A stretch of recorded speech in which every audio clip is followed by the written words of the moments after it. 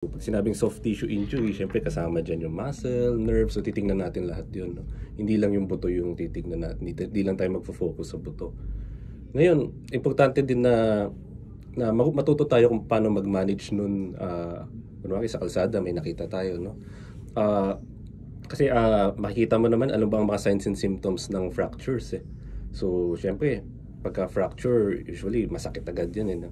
Masakit, may tenderness. So, ibig sabihin ng tenderness, pag hinawakan mo, masakit. No? Hindi niya matolerate yung pain. Tapos, ano pa ba? Kung titingnan mo kasi, usually may deformity yun.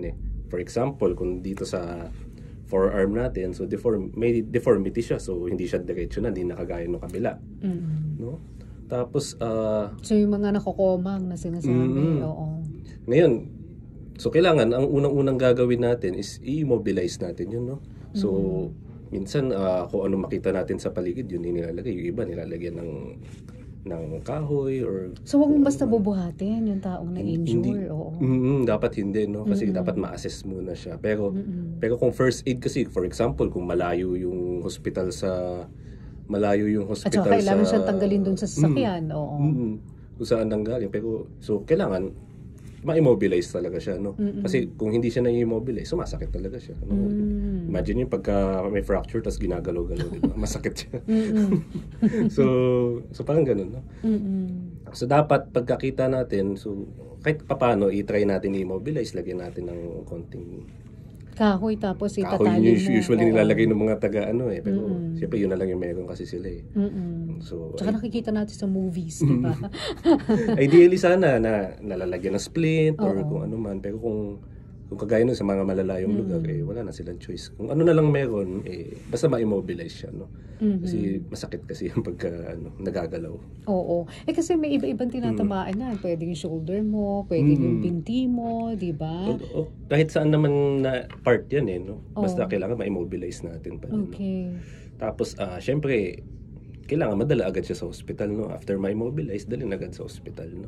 Kasi kailangan ma-assess siya, may mga iba-ibang klase ng fractures, Ngayon doon sa iba-ibang klase ng fractures na yun, iba-iba din yung management. So, kailangan madala siya sa hospital para makita ng doktor. Pero hindi lahat ng fracture kailangan lagyan ng bakal o operahan. Hindi. No? So, ang fracture kasi, so kung paano kami mag-diagnose ng fracture, medyo mahaba kasi yun. So, ang unang-una namin tinitignan, so bago tayo doon sa bakal, no? Ang una natin tinitignan, kung yung fracture ba na yun, syempre pagdating sa hospital, ini-x-ray mo na yan, di ba? So, ang unang-una tinitignan doon, kung may sugat or wala. No? Kasi, ang tendency kasi pagka sobrang lakas ng impact sa yung injury niya, lumalabas yung buto dun sa balat, no? So yun yung tinatawag na open fracture. Ngayon pag open fracture, syempre mas emergency kasi siya, no? Kaysa sa closed fracture. Although emergency din ang closed, mas kailangan pagtuunan natin ng pansin yung open fractures, no? Kasi prone siya for infection. So yung mga ganun, kailangan madala agad sa hospital, kailangan malinis yung sugat niya, kailangan tinatawag na wound debridement, so kailangan malinis yung fracture niya. Then, yung in terms naman dun sa bakal, usually kasi pagka open fracture, ang iba-iba kasi so hindi kasi dekahon yung fractures so kailangan talaga ma-assess ng mga doctors muna bago masabi kung anong klase ng bakal. Pero kung open fracture, usually ang nilalagay namin yung mga external fixator, yung mga pins. So, yun usually. Ngayon, nakakita na ako doon, para siyang Hellraiser, gano'n. Di ba? Mga antena. Oo. And then, pagka close fracture, depende kung acceptable. Mayroon kasi kami tinatawag na acceptable alignment, acceptable angulation. So, kung acceptable siya, usually, kinakas lang. Pero kung yung mga kailangan operahan na yung mga hindi maganda yung alignment, yun yung mga binabakalan, no? So iba-ibang klase din ng bakal, so depende din kung saang part, no? Oo.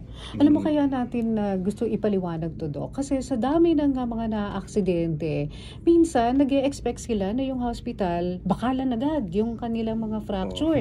Nagagalit sila kasi parang ang feeling nila life and death situation ba kapag nagka-fracture ka?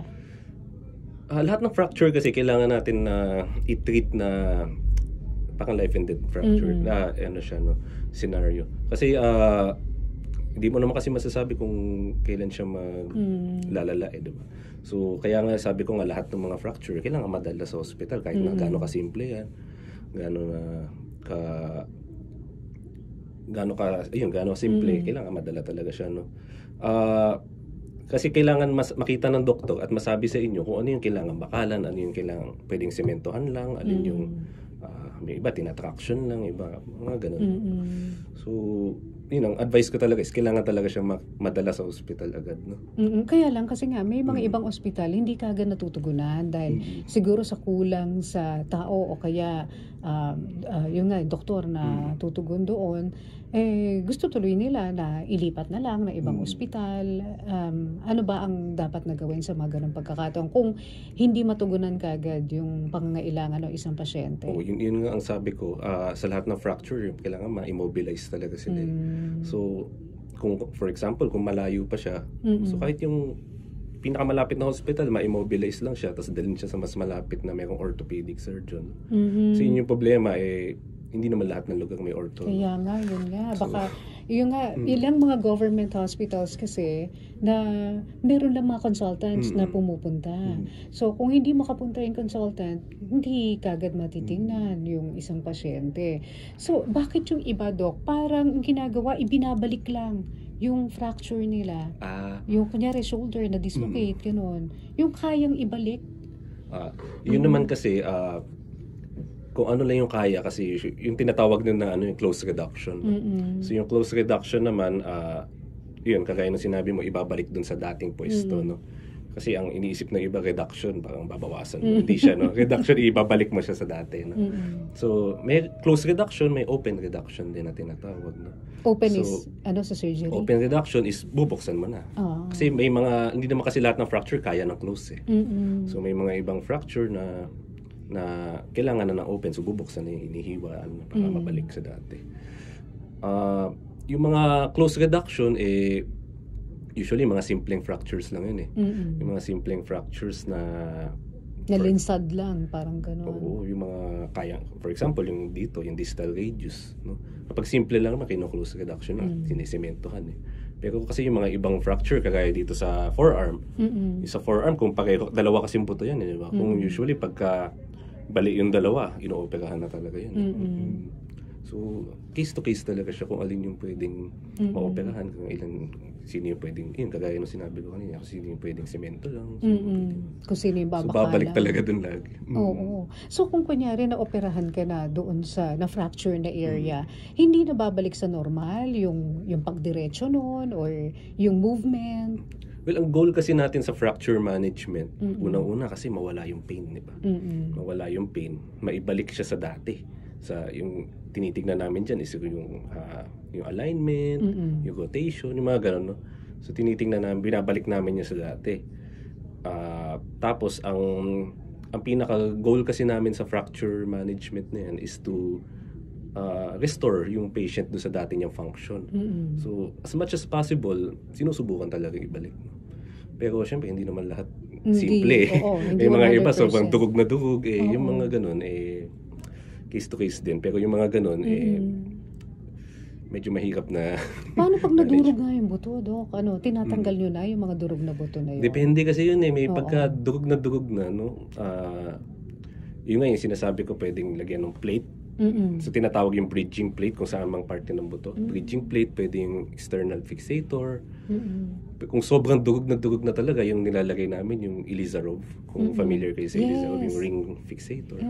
So yun yung nilalagay kapag durog na durog. Diba yung Ilizarov, ginagamit din yan dun sa mga gustong tumangkad, diba?